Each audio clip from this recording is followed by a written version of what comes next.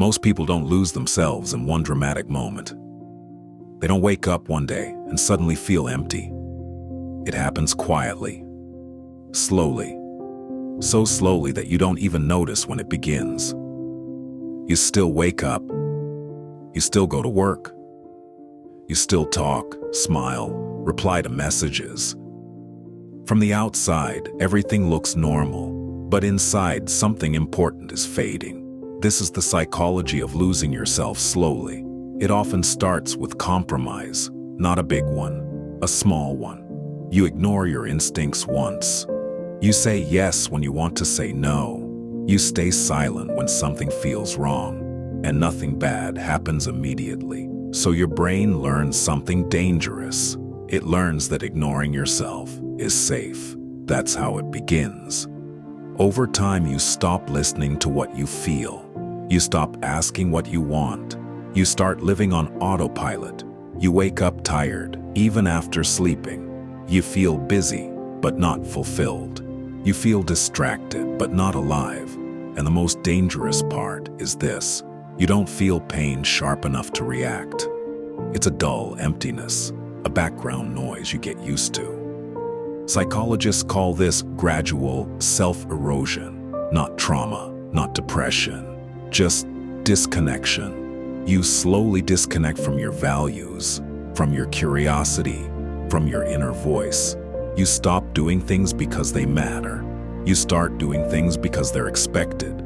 Expected by family, expected by society, expected by the version of you that learned to survive instead of live. And survival is addictive. Survival tells you, don't rock the boat. Don't upset anyone. Just get through the day. So you obey. At first, you still remember who you were. You tell yourself, this is temporary. I'll get back to myself later.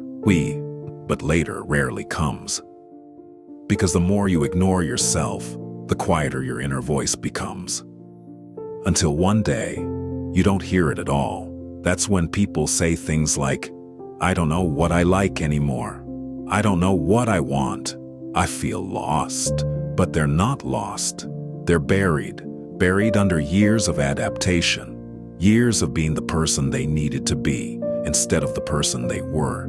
Modern life accelerates this process. Constant notifications, endless comparisons, social media showing you who you should be.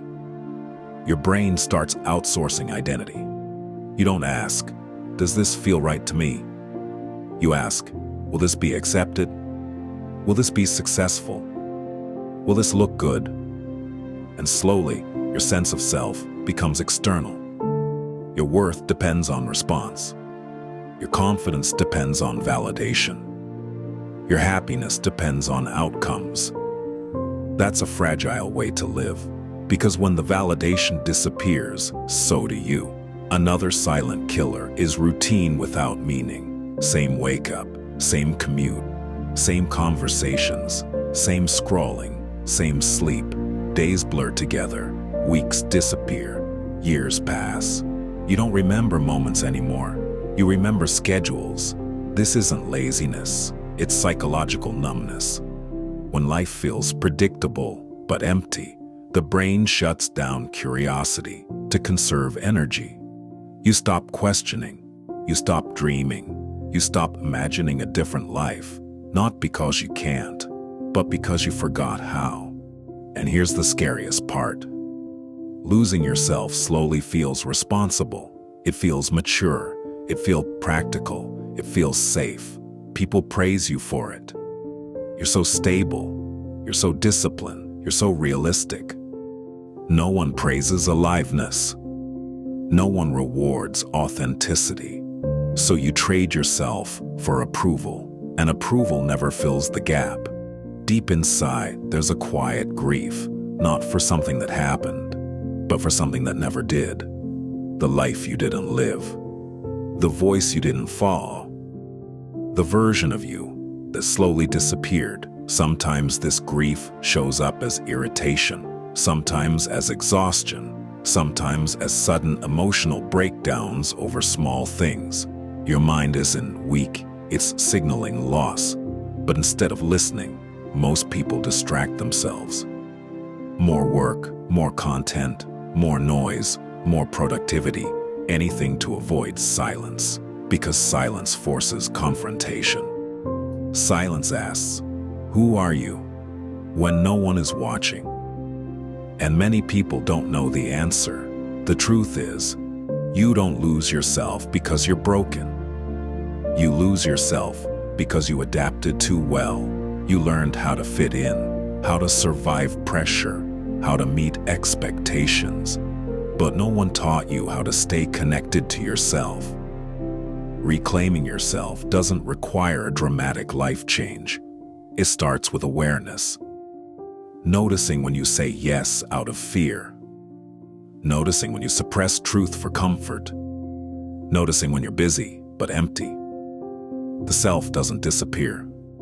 It waits, quietly, patiently.